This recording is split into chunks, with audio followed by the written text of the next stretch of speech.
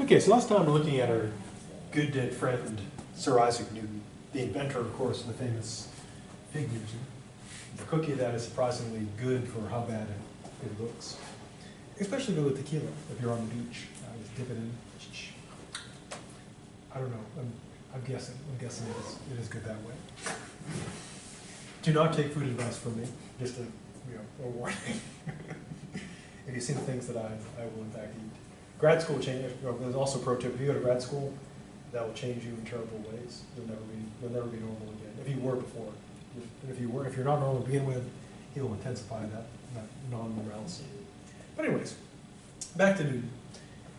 Now, one thing we saw from Newton, going back to the ancient days of last time, is his model of physics and space and time had a profound impact on the British empiricists, people like John Locke, etc. And one thing that was especially impactful was Newton thought of space as like a box where you keep your stuff. And Locke decided, and other thinkers, modeled the mind of a similar sort of pattern, because the idea is, Newton, space is a box, you have points of matter forming up more complex things. And John Locke and others said, hey, that's a pretty good idea. So they make the mind work kind of the same way. You have simple ideas in the mind, which is initially empty, and then the mind can, as we'll see, combine them to complex ideas. Another interesting thing about Newton is his impact on both science and religion. Interestingly, kind of the slightly revised view of Newton is that he brought forth his science, which essentially swept aside religion and created what we regard as modern non-theistic science. And people who are big fans of Newton, but not so big fans of religion, kind of don't like that other part and don't always like to mention it. But honestly, it compels us to look at Newton's influence on both the science and the religion. Now, in those days of the modern era, some were afraid that Newtonian science would have a negative impact on faith. I mean, the worry generally is that science and religion are at odds, and that the more science exposes that, from the standpoint of people who are religious, that it's a harmful thing to faith, because it brings into question things and tries to explain things in natural terms that people who are religious believe should be explained supernaturally. And so there's opposition there. On the side of science, people who are totally pro-science and anti-religion see it as eliminating and illuminating the shadows of religion, bringing about the truth. And so initially it was afraid that Newtonian science would make the world unsafe for God. Why? Well, he offered naturalistic, scientific explanations for celestial phenomena, stuff in the sky, that traditionally have been credited to God. So one impact of Newtonian physics was as you expand science, there's less and less left for God, which is seen as a threat. And to use a more recent example, think about concerns about evolution. If, to the degree evolution expands and says, well, the reason why we're here is because we evolved from something else as opposed to being created, then there's less and less room for God, perhaps none. Another problem is, if you have a universe built on strict mechanical laws, then those who believe that religion requires miracles, there'd be no room for that, because they could not occur. They'd be against the rules. Now, of course, there's a way to reply to that, because people can say, well, miracle is, in fact, requires the laws of nature because they're the exceptions. But there was a concern that once you sort of explain everything in mechanical terms, then the miraculous goes out. To use a concrete analogy, which has been a more recent one, is this. Think about the parting of the Red Sea. Now, one thing that scholars tried to do was show that the Red Sea really could have parted based on considerations of a low water level and perhaps like a gravity effect or something. Now, of course, the problem is, if you show the Red Sea could have parted by perfectly natural means, what impact does it have on the religious explanation? Well, for example, when you put popcorn in the microwave and it cooks, do you go, a miracle, proof of God? No, it's because we have an explanation, it's the microwave. So if we explain how everything works in terms of natural laws, and it's all just the way things work, it kind of again pushes God out of the picture. So the worry then, which is also the worry now, is that as science expands, it expands at the expense of religion. Which is why we still see today some people are religious pushing back against science, and people who are doing the science pushing out against religion. Bill Nye the Science Guy, a current example of that. He's swinging on religion, and he decided to swing on philosophy too, which is rude and unfortunate. Because philosophy and science are supposed to be buddies. That's team killing right there. You don't shoot people on your own team unless you're a jerk.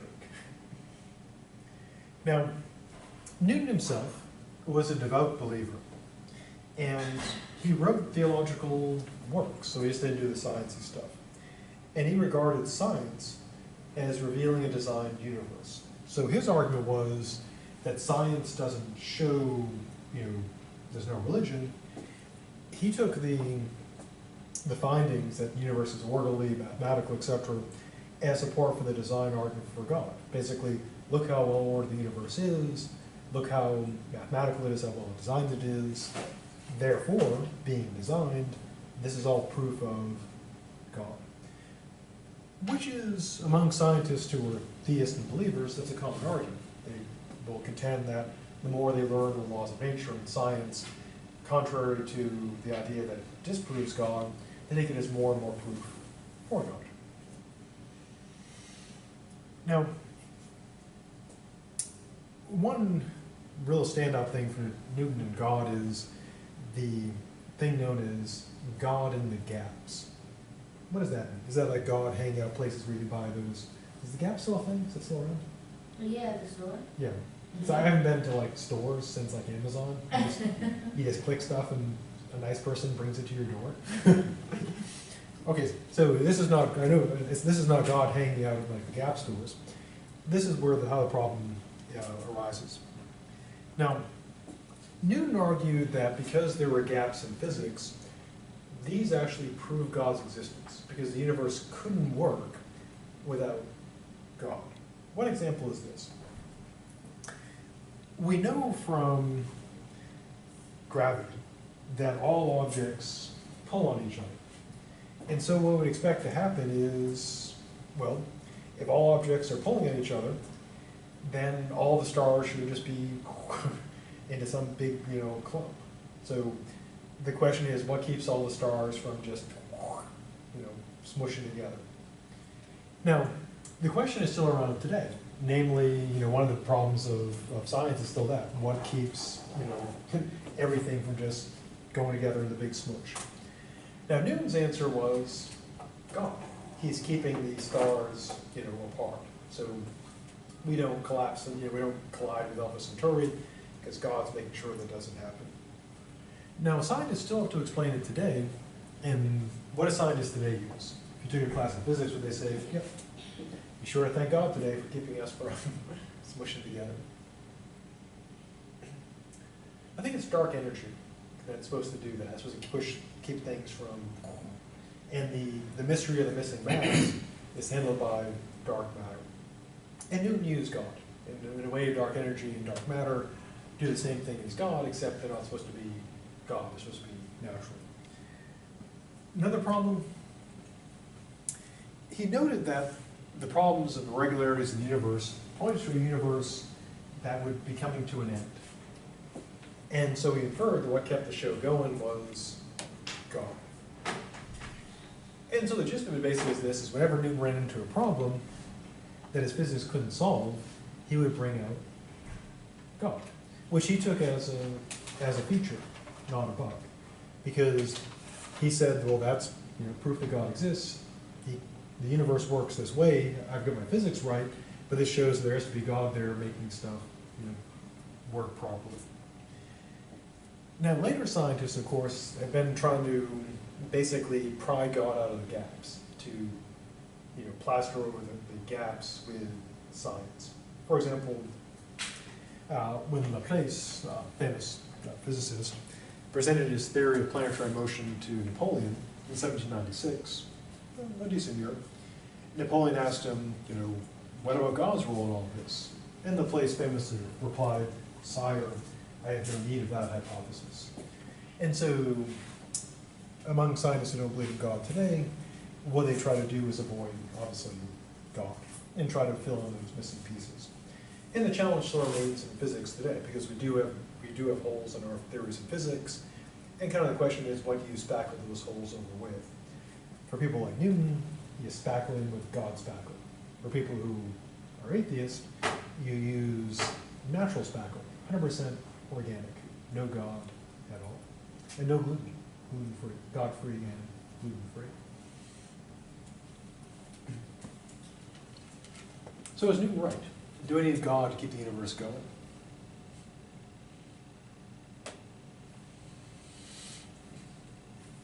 No. Rewrite the question? Oh, sure. Was Newton right? Do we need God to keep the universe going? Or can we get by with dark energy and dark matter? I feel like we need him. I think I'm being biased, but I believe he's right in that aspect. Everyone's biased. So being Well, biased yeah. is okay. I agree. The way that things are broken down to exact precision, the way that the human body works, can't be anything else but God. Yeah, the argument from design. Things work super well. There's got to be intelligent design behind that. And the opposing thing is, well, God doesn't design all this stuff. It's natural selection and chance. It's one of the core battles, dating back, well before this, but still going on today, is can you explain all that there is, just, purely with mechanical processes, or do you have to bring in God? And Newton definitely believed God's got to be in there.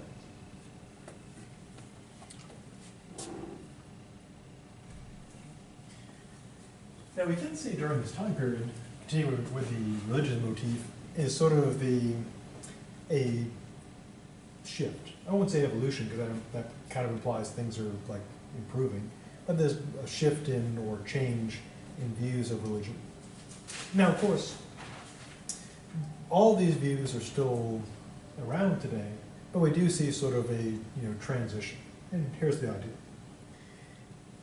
At the beginning of the Enlightenment, coming out of the Middle Ages, most philosophers, most scientists, most thinkers regarded religion and science as means to achieve the truth.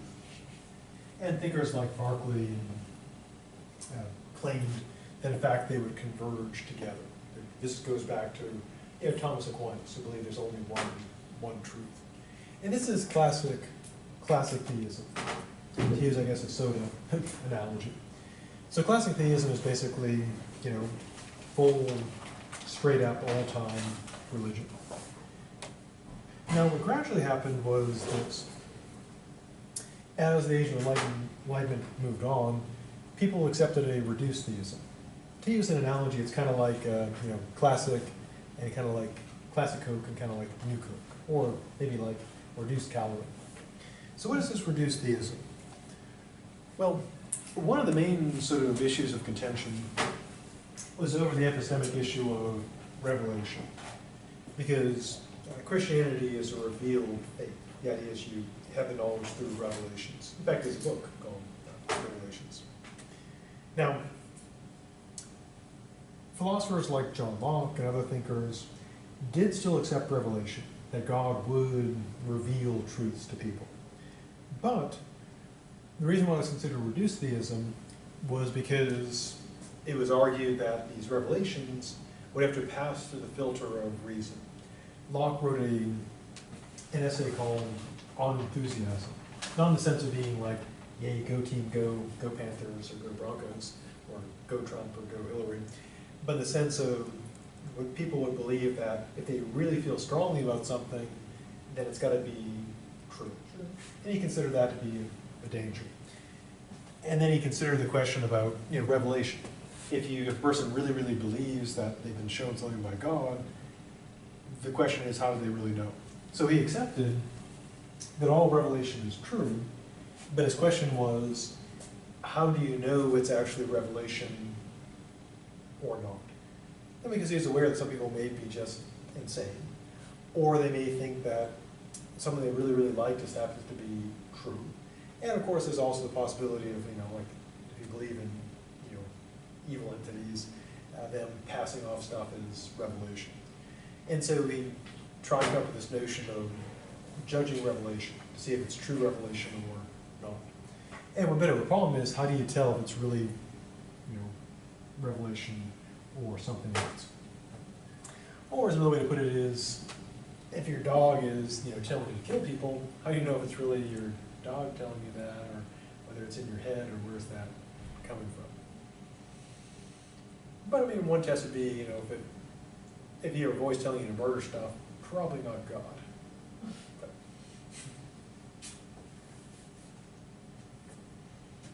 Now, after reduced theism, one of the things that appeared during this time period, especially interestingly enough, in what later became the United States, is what's known as deism. This arose out of the sciencey stuff. It's kind of, in a way, kind of like religion light. So I guess this would be kind of like, soda, or like, maybe with snacks. This is like, full snack, reduced calorie snack, and this would be like super reduced calorie snacks. I guess this would be like chips, reduced salt chips, and let's say celery. Still technically a snack, but not a snack you really want. So what is deism? Well, the hallmark of deism is this. If you were to ask a deist, does God exist? Someone like Thomas Jefferson, for example. He would say nothing, because Thomas Jefferson is, of course, dead. But if you were to ask him when he was alive, he would say, sure. If you asked him, did God create the world? He would say, sure.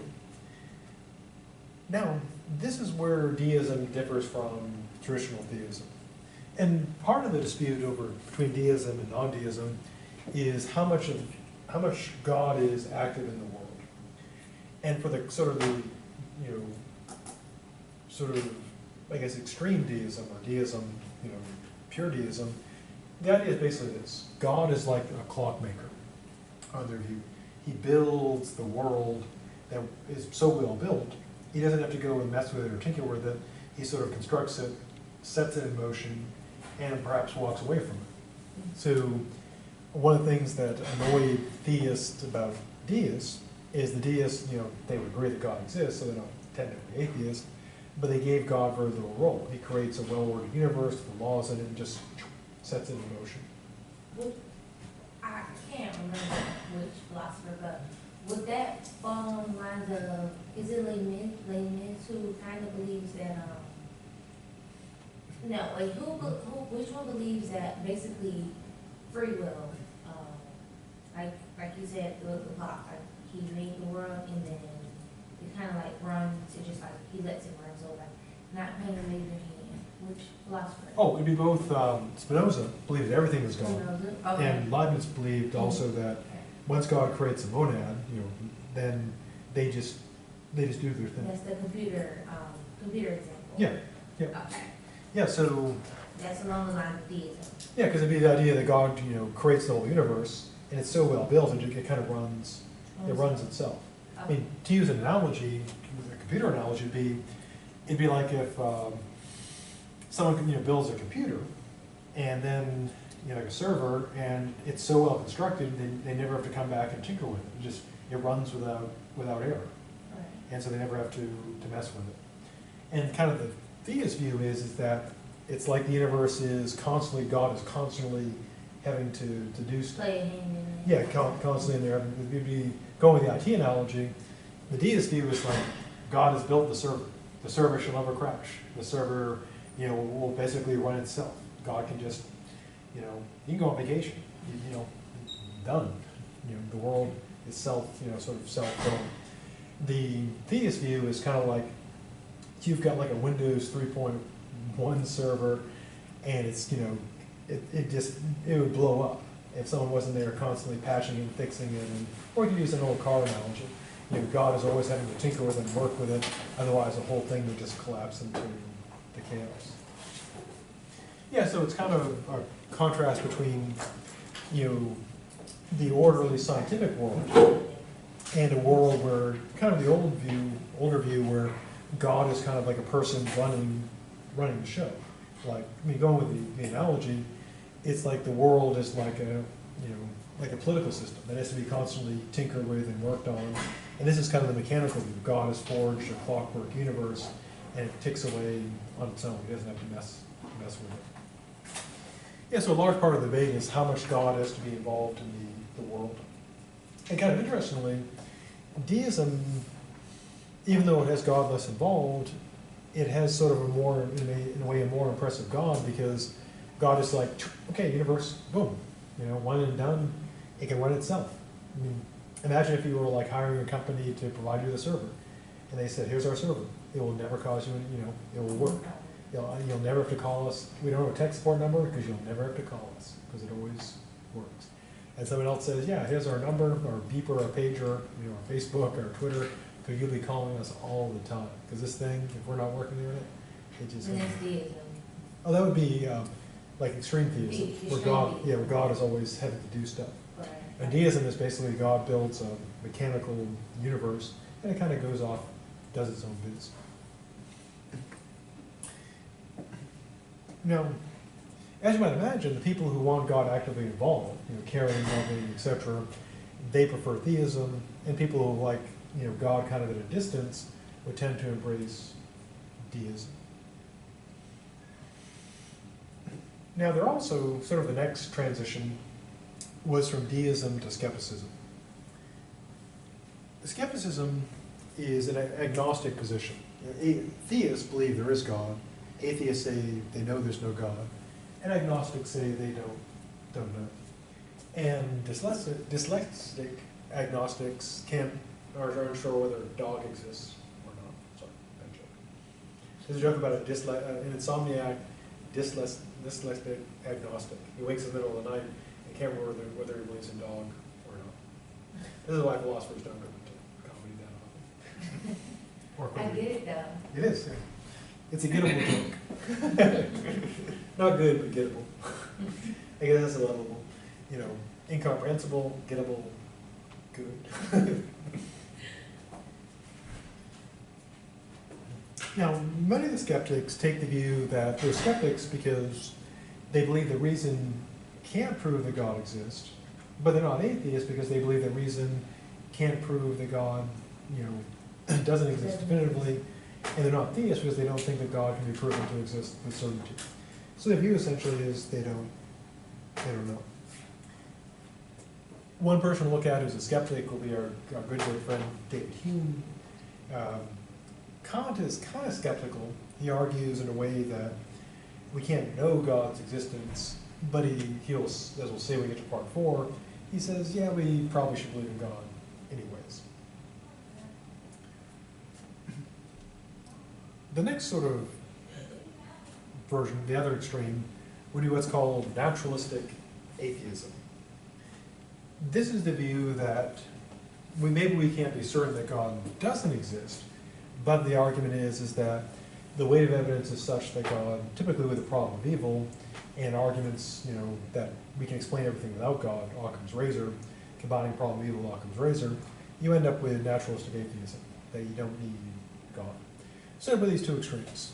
One is, again, like old-time religion. This is, you know, atheism. And then you have varying degrees of claims of knowledge and God's ever-diminishing role. So, I was going to say, naturalistic atheism, did you say they don't need God or don't believe in God? well, they wouldn't, yeah, they don't believe in God, and they don't think we need God because, well, one, you know, grossly oversimplifying, but the two main arguments are problem of evil, which they take as, you know, it shows that, you know, God doesn't exist, and then Occam's razor, which is we can explain everything without God, so we don't need God to explain things. And so, no God.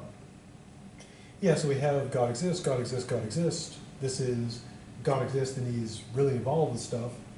This is God exists, but we have, we got to filter religion through reason. This is God exists, he built a rational universe, and then probably just kind of walked away from it. This is, we don't know, and this is, yeah, we're pretty sure God doesn't exist. And most views today fall somewhere in here. You've got people who are agnostic, who don't know, you have people who are atheists, and you have people who are, just classic revelation believers, people who believe, and they have some reason, accept some reasons for it.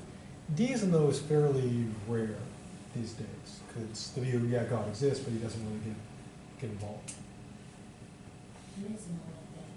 Yeah, there are people. Yeah, So- I met someone who, he said that, his belief was that, God exists, but it was kind of a mix of all of them. He was saying that, the fact that, evil and all this thing goes on and he doesn't, intervene, shows that he just, basically, just did it and just left. Yeah. Left us here, so, impress us. Yeah, because the deism, God builds the universe, lets it go, That's and that's, just how it is. We're in God's machine. Maybe he says, well, see you when you die. Now that's what the European, the English were up to. What about the French? Well, after Descartes, there was a fairly significant intellectual movement in France, and they called themselves the Philosophes, which translated in English is what? Anyone? Philosophy. Yes. Excellent. Everyone's bilateral in this class. Yeah, there's French for philosophers. Now, interestingly enough, they call themselves philosophes, but most of them were not actually philosophers. They are mostly literary intellectuals. They wrote a lot about the Enlightenment. What was interesting during this time period, probably because it's before Netflix and Hollywood and movies, is that they were often guests at the salons, which were essentially, places where they'd have large parties with the aristocrats and fashionable intellectuals. I guess the closest analogy today that we experience would be like talk shows. They have the host and they might have on Neil deGrasse Tyson or someone, that type of thing. And so back in that time period, intellectuals were considered to be celebrities as well. Today, to some degree, again, we have people like Neil deGrasse Tyson, and occasionally there are smart people who get on TV. But then, that was one of the big things. The way to be famous was doing some major intellectual accomplishment. Because, pre-Hollywood and pre-Kardashian. We're now in the Kardashian era. And then we'll be in the PKE, which will be the post-Kardashian era. I mean, they define the time.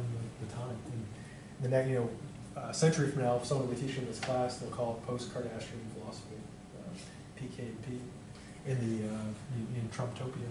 That's how it all works out. Spoiler alert. Oh, man. What are some of these famous dead philosophes? Well, one best known is Montesquieu. If you had any political science classes, you probably were forced to some Montesquieu. There's also Jean-Jacques Rousseau, pretty well-known guy, died still at today. Also includes Diderot, Lemaitre, Voltaire, Helvétius, not to be confused with Helvetica, which is a font, de Lambert, Hogarth, Condorcet, and many others who are now dead today. They're also known for their work in social criticism. They attack bigotry, ignorance, hypocrisy in religion. They also attack political oppression. They endorse the power of reason, progress, and human perfection. Some were deists, some were atheists. Now, it is from this that the famous or infamous French Revolution arose. Because you see, during this time period, the Age of Enlightenment is also an age of revolution. We had the American Revolution, which was, a war and then kind of stopped being a war. And then, of course, the French Revolution, which was a super bloodbath, pretty horrifying. Now, some of the French thinkers like Montesquieu and Voltaire were influenced by Locke and Newton, as well as the English political system. Montesquieu wrote a lot of important stuff. The Persian Letters, Spirit of Laws. Voltaire, of course, wrote Candide. One of the greatest contributions during this time period was the Encyclopedia, which of course translated in English would be, yeah, or today, Wikipedia. It was the Wikipedia of its time. This was edited by Diderot and a fellow named D'Alembert, and it covered like all this stuff: science, math, technology, including attacks on religion and existing social institutions.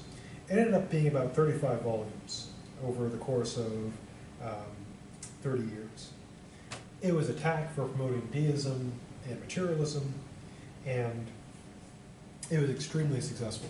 And later, of course, gave rise to encyclopedias. And if you want to trace back the Wikipedia, it traces back to this, sort of the beginnings of the whole encyclopedia movement and the Wikipedia, or wikis in general today. So no philosophies, probably no Wikipedia today. And then they all died, and they're still dead today. And people copy papers off in Wikipedia. We now turn to our first, well actually our second dead English guy. Tommy Hobbes is our first, is our good dead friend, John Locke. Probably the most famous of all the dead guys we're looking at, probably the most famous here, although Descartes, pretty dead famous. A little background for Johnny. Born in 1632, went to school in Oxford, and was supposedly a person who was never contented, and his discontent impacted his intellectual endeavors. He served as a doctor, an advisor, held a variety of political offices, and helped draft the constitutions for the Carolinas, both North, South, and West Carolina. Now, during this time period, there was, of course, the English Revolution. What was going on? Well, one of the struggles during that time is similar to the struggle we have going on in our time, namely the struggle between the legislative branch, their parliament, versus their executive branch, in their case, the king. Locke supported the parliament, and then when James II took the throne, like all smart Englishmen who support the losing side, he skedaddled out to Holland. In 1689, there was the Glorious Revolution. Well, 1688 and 1689, he came back after the Glorious Revolution, which replaced James II with William of Orange. He then returned to England, and now we'll have the Donald of Orange. He wrote a lot of stuff. His main works include, well, his two great works include 2 treatises on government and an essay concerning human understanding. He also wrote letters concerning toleration, some thoughts concerning education, and the reasonableness of Christianity. In 1691, he partially retired. In 1704, he died, and of course, he's still dead today. So what was John up to? What was he locking his way towards? Well, one credit he gets is with sort of beginning the Age of Enlightenment. His work, Essay Concerning Human Understanding, is considered by many to mark the beginning of the Enlightenment. So he's kind of a bookend on the Enlightenment. Now, his motivation is very similar to that of Descartes. Same problem. Namely, everything seems to be in confusion and chaos and disorder, so wouldn't it be nice if we could sort that out? And so what he wanted to do was, and this is, well, not unique to him, but one major contribution, was he wanted to examine human abilities, to begin with people, and determine which objects the understanding was fit or unfit to deal with. And he believed that what he needed to do was basically, in a way, it's kind of like a historical investigation. You need to trace things back to see what are the original sources, what is the extent of human knowledge, and he wanted to sort all that stuff out. Now, like Descartes, he really wanted certainty. So before Locke was dead, he said, John, do you want certainty? He would say, yes, yes I do. But if you would ask him, can we have certainty? His answer would be, we cannot. Because human faculties are limited and certainty is beyond our grasp. And he has an analogy that works out pretty well. He says what we want is the light of the sun, illuminating everything, shining brightly on all the things. But what we have is just a candle, for we are in the darkness of ignorance. And the candle is our intellect. We just have a small flame, and going with the analogy, it's like we're in a vast house, and all we have is that little candle, and we're trying to figure out all that's going on with that candle. Whereas, what Descartes and Plato wanted was the vastness of the sun illuminating all things. And Locke has a much more practical approach, that our capabilities are so limited, we can only expect very little. So who's right? Is the mind more like a candle or more like the sun?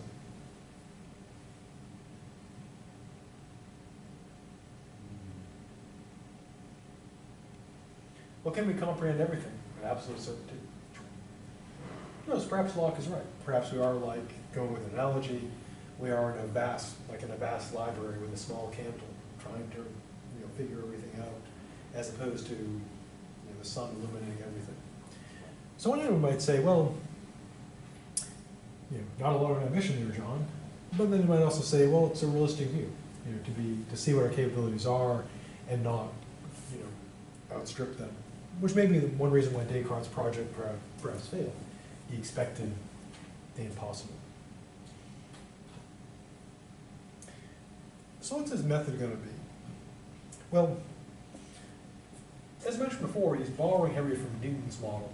The mind is like space, and ideas are like the particles and objects in space. So he believed that the building blocks of knowledge are these simple ideas, just like the building blocks of the world are the simple particles. And ideas for him are, well, here's a pretty general definition, which is this. The immediate object of perception, thought, or understanding. So roughly put, whatever's going on in here, that's an idea. Or as we say in Maine, idea. Just gotta stick that R, that invisible R in there. These include things such as concepts, abstract notions, as well as specific things. Examples that include things like whiteness, hardness, sweetness, thinking, motion, man, elephant, army, drunkenness, tequila, more drunkenness, more tequila, more drunkenness. And he calls this method the historical plane method. Plane like in P-L-A-I-N, as opposed to plane like, plane geometry, or like plane like is in, flying. Why does he call it that? Well, the idea is this. He thinks the way you do like the epistemology is you take an idea, and it's kind of like doing genealogy. Genealogy involves doing what? Geology? Genealogy. I'm not sure. It's a study of pants. Really? No. No, that's gapology, which is study of pants at the gap. Yeah, genealogy, family trees, etc. Oh, okay. Yeah, so you trace the person's, tracing back their ancestry, see the beginning point, as far as they can go back. And Locke's doing kind of a similar deal, except that genealogy is not for people, it's for ideas. So as you take like an idea you got, and you trace back its history, its origin, how it arose. That's the historical part. The plain part is Locke is taking on what he considers to be an empirical and sensible approach. So what this boils down to is this. The basis for validating any idea is whether you can show that it was derived from the senses or not.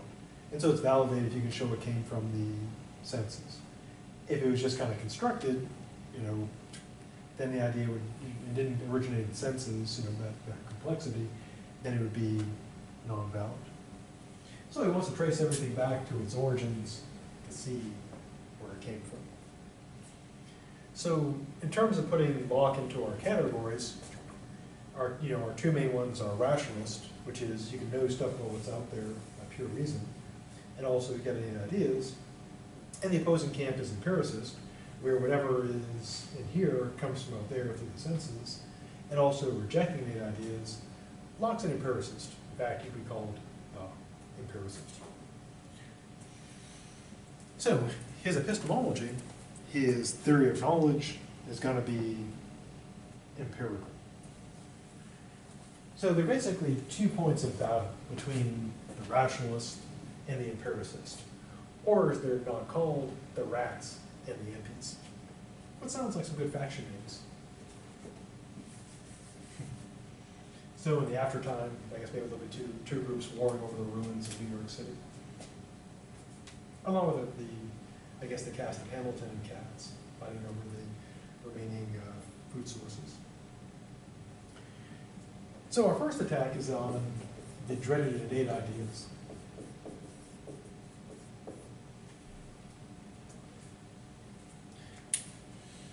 Now, Locke thought innate ideas were trouble for the following reason. As Locke saw it, there's all kinds of underbrush and crap clogging up the philosophical and scientific system. And he saw his role as pretty modest. Again, going with the analogy, it's kind of like, think of science as being like an overgrown, undeveloped forest area with all kinds of, thorny bushes and garbage and stuff. And all the garbage and underbrush and stuff has been thrown there by, philosophers, just flying around. And what Locke thought his job was this. He's like the initial cleanup crew. He's going to go through, clear out all that trash, get out, pruning things, shears and weed whackers and flamethrowers, clear all that underbrush, and create an area where what he calls the master builders, such as Newton, could go and start on new construction. So in a way, it's kind of similar to Descartes' project. Descartes' project was, we have the edifice of knowledge is basically collapsing and leaning over to the side, built on a lousy foundation. We need to dynamite that sucker, bulldoze it, lay down a solid foundation, rebuild. And Locke's kind of looking at like the overgrown lot view. It's like we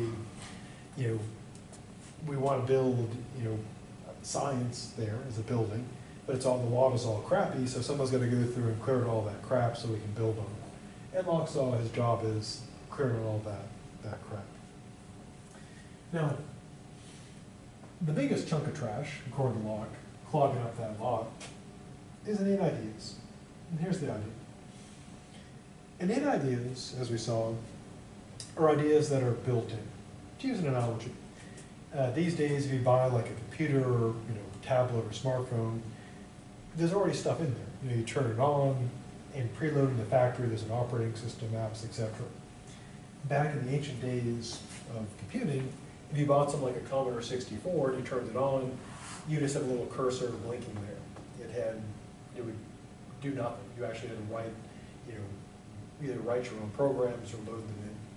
So innate ideas are essentially like that, stuff that's preloaded at the factory, so to speak. People who bought this include Plato, and the dead guys we looked at include Descartes and Leibniz. What sort of things are supposed to be innate? Well, mathematical ideas, sometimes moral ideas, sometimes theological ideas, and basically depends on who you ask. But what makes innate ideas innate is they're ideas that are built in. Now, interestingly, there are, of course, different approaches to this. They differ in content, what you got in there, and they also differ in the nature of these. For example, even though innate ideas are typically given a metaphysical association, connected to like the forms or something, contemporary thinkers today think that some things are, like our notion of beauty is built in. That we don't actually learn, we've never learned some of it, but we have built-in tendencies to regard certain things as beautiful or not. Also, some claim that certain fears of things, like certain sounds and so forth, appearances, are built in. You don't have to learn to be afraid of certain things, you just are. Kind of like cats and cucumbers. They're just afraid of cucumbers without even knowing what they are. True. My hypothesis is that they have like a little snake fear wired into their brain, and cucumbers look like snakes. Google cats and cucumbers videos, and it's pretty funny. People very cruelly put a cucumber behind their cat. The cat looks at it and freaks out. It's pretty weird. If you have a cat and don't like your cat that much, stick a cucumber behind your cat. I saw a video like that. It was Yeah. like a whole bunch of cats though. And Yeah, that's with a why the cucumber. cat's so afraid of cucumbers. I also saw that video. Why are they My guess is that it's it's an innate idea. They have built-in fear of probably snakes, because they look like snakes, and so they have a fear response, maybe. Or maybe they're just afraid, maybe they're just terrified of cucumbers. Maybe millions of years, thousands of years ago, there was a great cucumber cat war. And then now they're just afraid. Now they're to afraid. defeat it. They have a memory of cucumbers, fighting a great war against the demonic cucumbers, the hordes of produce hell. That's my hypothesis. It's the only thing that scientifically that makes perfect sense, demon cucumbers. Or maybe they just don't like the vegetables. Like people are afraid of broccolis, cats are like, ugh, cucumbers. Wow. Right. Anyways, it's a great mystery of science. I'm sure research dollars are being spent on it right now. You probably get a grant to study it. Get a camera, some cucumbers, and test that out. NEH grant. Then you can do a TED talk on it. Now, what are some of the classic arguments for innate ideas, and how does Locke try to tear those down? Well, one standard argument is this. One way to argue for innate ideas is to say, hey, look, there are principles for which there are universal agreement.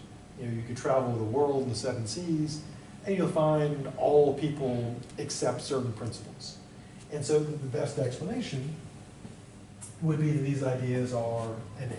They're built in. Now, Locke first raised the question, are there really any universal ideas that are accepted everywhere? But he says, even if it were true that there were ideas that are universal, that if you travel the world in the 7 seas, you'll always find these ideas, he offers an alternative explanation. He's basically engaged in following Occam's razor. There's a guy, William Ockham, who supposedly came up with the idea of you shouldn't multiply entities beyond necessity. Or put another way, keep it simple. A simpler explanation is better. So if you have 2 explanations, and one is more complicated or involves more stuff, the simpler one is better. So Locke says, yeah, you may have innate ideas, that's one explanation, but he says there's a better one. What are universal ideas arise not because they're built in, but because people have the same kind of experiences. For example, all people have the idea of fire. But is the idea of fire innate? Is it built in? No, because all people encounter fire. Similarly, everyone has idea of the sun. But that's because everyone can see, well, everyone who can see the sun. Likewise, he argues for things like numbers and heat, etc. All things are universal are because, well, that's what you encounter. So is that a good argument? Are all the things that are apparently universal, can those all be accounted for by some, yeah, they're universal because everyone experiences that. We have an idea of the sun because people see the sun. We have ideas of numbers because, people count stuff. think so. I did have a question. I don't think it's related to this though, but Heck, I've been talking about cats and cucumbers, so.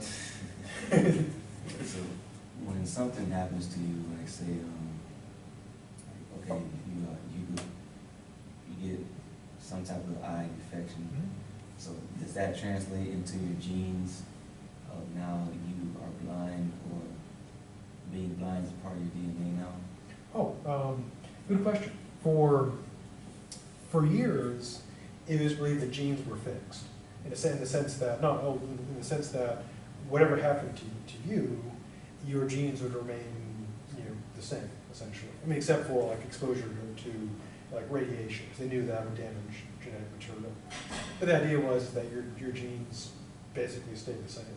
But there's evidence now that the environment does modify, if it doesn't modify the genes directly, it modifies their expression. For example, they found that, for example, it's believed you could pass on traits like eye color, height, height or genetic diseases. But it wasn't believed that if, say, a person's grandparents had been in like starvation, the belief was, well, that wouldn't affect later generations. But what they found is apparently it does. I mean, they're not sure. Well, part of the best hypothesis now is what's called epigenetics, that even though the genes may be unchanged, there's something else that gets impacted. So if someone's grandparents were affected by something, even though there wouldn't be a sign in the genes of that it does affect later generations, and somehow that gets passed on. So they're not entirely sure like what's the mechanism for that, like what is doing that. But yeah, so maybe if someone was blinded, as far as like their children won't be blind unless it's genetic blindness, but it may have some unknown impact.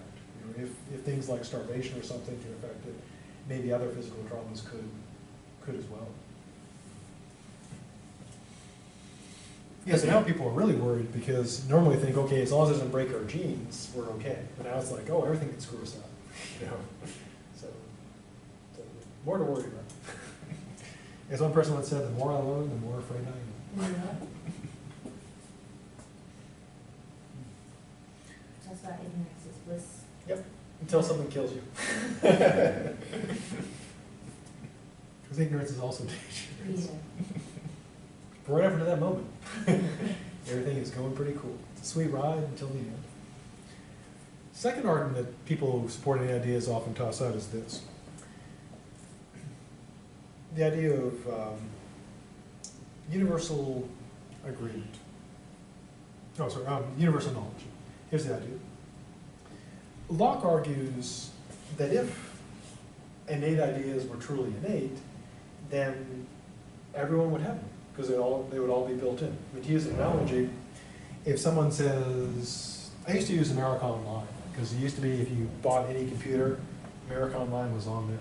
But now it's not, so I switched to a new one, which unfortunately, well, I guess if you buy like any Windows computer, you've got Notepad, or calculators on there. So the idea would be, well, if something's innate, it's going to be, it's going to be on everything. It's part of the operating system. It's always going to be there, which is, a good argument. If something is truly innate, built in, everybody's going to have it. Now, Locke points out that there are many supposedly innate ideas that other philosophers claim are innate, that children, the mentally deficient, people who aren't in that particular culture don't have. So, and then of course it varies on which type of innate idea content you're talking about. But for example, if the idea of a monotheistic God is supposed to be innate, like Descartes claimed, you'd expect everyone would have that same idea all throughout history. But if you ask like a 2-year-old, Billy, is there a perfect being? Billy probably doesn't have that idea.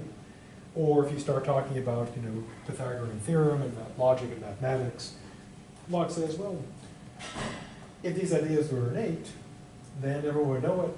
Not everyone knows these things, so they can't be innate. So this, of course, rests on his assumption that there can't be anything in the mind that you are not aware of. So his assumption is if you go in and check and it's not there, then it can't be innate. You should be able to find it. Now, interestingly enough, or boringly enough, this objection was raised way before Locke. In Plato, or Socrates, if you prefer, addressed it in his classic dialogue with the Meno. And one problem, that Socrates considered is this. Socrates claims that knowledge is knowledge of the forms. But of course, if you go and talk to, children about, say, geometry and justice, well, the kids know geometry. You ask them about like geometry. Will they be able to like to sprout off, all these theorems and stuff? No. So Socrates, what he does in the Meno is he walks Meno's servant through a series of geometric proofs. And what Socrates claims is that we have the ideas built in, but what happens is, at least in the story that Socrates gives, is that you learn when you're dead, for real. According to him, your soul is off hanging with the forms. And you learn about justice, mathematics, and so forth. And then when you're reborn, it's kind of like dropping a hard drive, or having like like when you erase like a SD card or something. Now, so as far as you can tell, the card is blank. There's like nothing there. But to use the computer analogy, when you erase your hard drive or your SD card, it's not really blank. What you're doing is you're basically putting the things in, saying, it's like having like a filing cabinet and saying, it's okay to throw everything out in this filing cabinet. All the stuff is still there, but the idea is that you can just write over it. So it's like taking out the directory from the filing cabinet and leaving a note saying, just use the space that you want. But if someone knows how to, they can just go in and get off the stuff. And so what Socrates says is that, go with the computer analogy, it's like your mind is like an SD card that somehow gets erased. But all the stuff is still in there. But what's needed is basically a utility or someone to go and restore it. And Socrates believed that by the dialectic of philosophy, those ideas would be restored. So Socrates says that you can have all kinds of stuff in there that you don't recollect. You don't remember them until you're guided to recall them. And so Socrates already has built an answer. The ideas can be innate, but they've got to be recollected. Leibniz also had an answer. He claims that the mind is not transparent and all kinds of stuff could be built in there. So if you go and talk to like a 2-year-old, they could have the stuff in there, but you're not going to be able to get it out of them because they're not aware. They'll say things like, I like rice, and Kitty, look, Kitty afraid of cucumber, or some such thing. But the claim Leibniz had is that if you really worked at it, you could find it. Now, of course, one challenge is this, and this is a common critique of Socrates' arguments in Meno. How do you tell when a person is really just sort of getting a person to find what's already in there, and how do you tell when someone is kind of feeding them answers? I mean, to use a concrete example, think about like repressed memories. There was a thing a while back where, people were talking to these children, and they all, so many of these children claimed they'd been abused as children, but it turned out that the vast majority of those cases were untrue because they weren't leading the children to recollect, they were giving the children essentially false memories. And so there is that challenge. How do you tell what's really in there, and how do you tell what's being put in there? Now, Locke's view is, hey, you just go and look around. If you don't see it in there, not in there. People like Plato and Leibniz say, well, you may not see it in there. It may take some work to dig it out, but it could still be there. So kind of the core debate there is, do you have transparent access to all that's in your mind, or is there stuff that could be hidden in there? So for those two arguments, Locke basically says, well, universal agreement, if it does exist, is easily explained without innate ideas. It's explained by similar experience. Universal knowledge, he says, doesn't actually exist. So if we truly had these innate ideas, everyone would be aware of them. That's not the case, so there are no innate ideas. Lastly, he considers moral principles. Now, this doesn't work against everybody because not everyone thinks moral principles are innate among those who believe in innate ideas, but what he claims is this. If morality was innate, and you went around the world in 7 seas, would you find the same moral ideas? If it was all just built in? Yeah, just like if iOS 9 is iOS is built into all iPads, wherever you went, you would find it in the iPads. Locke says, but if you travel the world in the seven seas, do you find everyone espousing the same moral principles? Everyone agree?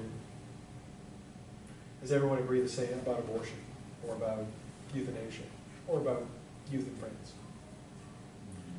No, so we have all kinds of disagreements about these things. And so he concludes that moral ideas are not innate, they're not built in. Again, his argument is if they're built in, we'd all have the same ideas. We don't, they're not built in.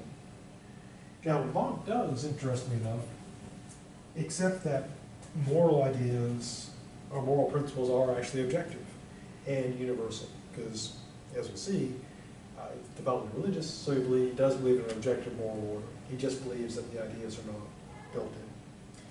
So, Locke's picture of the mind is the classic blank slate. So, to his satisfaction, here we are at the start. This is your mind on day 0. It is completely empty. So then the question is, if it starts out totally empty, how then do we get ideas? How do we learn stuff? Well, here's his answer. Metaphorically, the mind is a blank slate. Or he also compares it to a dark closet, which is kind of creepy. So we'll just go with the dark slate, not the blank slate. Now we do, of course, have, senses. And the way it works basically is this. And I'll use the example of vision, because eyes are easier to draw. So this is how it would work. Imagine like the rest of the stuff there, not just like a brain floating around with eyes. That's kind of, I guess we could do like a brain monster. Put things on it.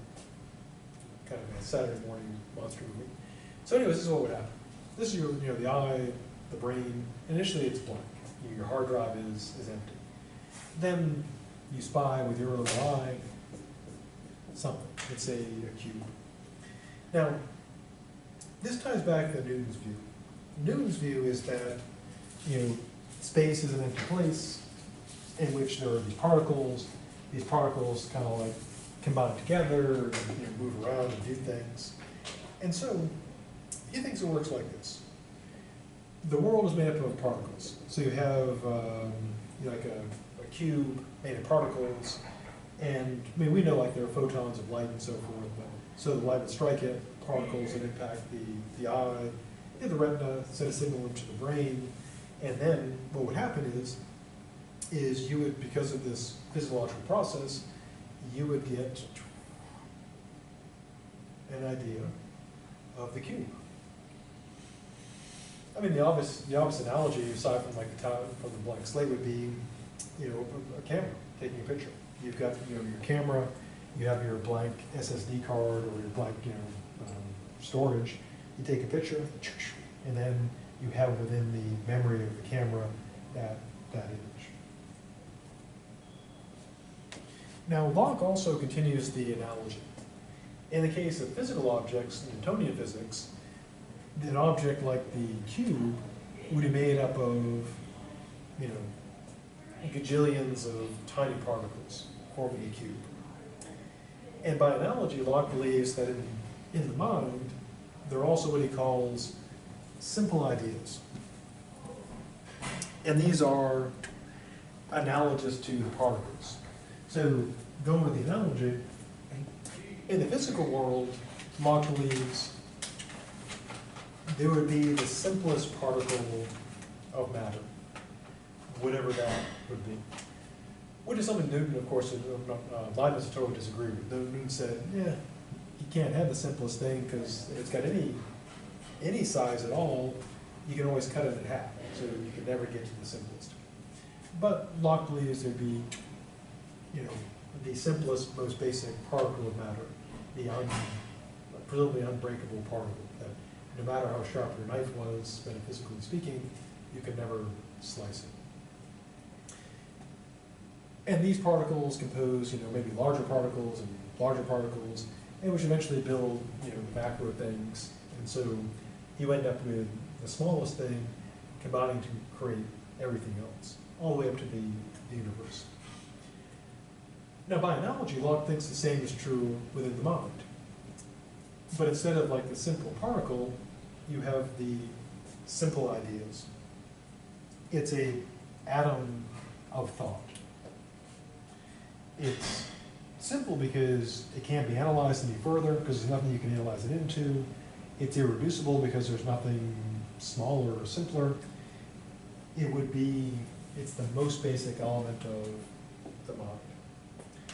Now, Locke believes, using sort of like the laws of conservation of matter and energy, just like matter and energy cannot be created or destroyed, they can only change form, Locke believes the mind cannot create a new simple idea. So you couldn't sit there meditating and create a new simple idea. So whatever simple ideas we've got have to come from the outside. And that's where we get them. So what are some of the simple ideas? First type is ideas of sensation. These would be qualities like heat, color, cold, flavor, etc. Now for him, our ideas of sensation are not ideas of objects. So for example, my idea of a table, or the room and all that's in it, would not be an idea of sensation. Because color, like heat, color. Oh, that's right. Heat, color, cold, flavor, etc. So it'd be, to use an analogy, which I think is a pretty good one, think about if you ever used a pixel-based drawing program, or paint program, like Paint, and if you zoom if you zoom in as far as you can go, you get down basically to the pixel level. And so you can't zoom in anymore. And so any image you've got, using the pixel analogy, is made up of those tiny pixels of different colors. And so the big thing is composed of, like a picture of, say, like a cat, is composed of all those pixels. And Locke would say, well, your idea of sensation is not, say, the picture of the cat. It would be that pixel of a particular color. So a simple idea of sensation, to use my pixel analogy, would be a blue pixel, the smallest blue there could be, or a red pixel. Or you have think of like a sound, but think of like having, instead of pixel space, think of having like sound space, where with the notes. And so the smallest sound of a particular note, like the tiniest, F sharp, that would be a simple idea of sound. Or similarly with like warmth. The smallest, bit of warmth would be the simple idea of warmth. And so we can think of, if we go with pixel analogy, think of like having pixels of visual pixels, like we can easily see, but then think of like pixels of sound, or pixels of temperature, or pixels of flavor pixels. And that would be the simple ideas, the sensations. So we don't have a simple idea of like cat, but we do have simple ideas of all of the, that pixel. Each pixel would be a simple idea. So in a way, think of like, to use a closing analogy, think of like, Star Trek, where they use the transporter and they dematerialize. In a way, it's kind of like your eyes kind of do that, because you kind of dematerialize the object, and you've got it, like the picture of the cat in your mind, but the picture of the cat is made up of, millions of mental simple ideas. And you can break those all down into like the tiny pixels. So if you see, the first thing you see is a cat, El Gato Diablo, the devil cat, then you have that picture, then you can break it down to those little bits. And then as we'll see, you can recombine them. And so Locke, in a way, is anticipating Photoshop. So that brings the end of our discussion of cats, cucumbers, Photoshop, and El Gato Diablo. Or it should be, Gato Diablo, devil cat.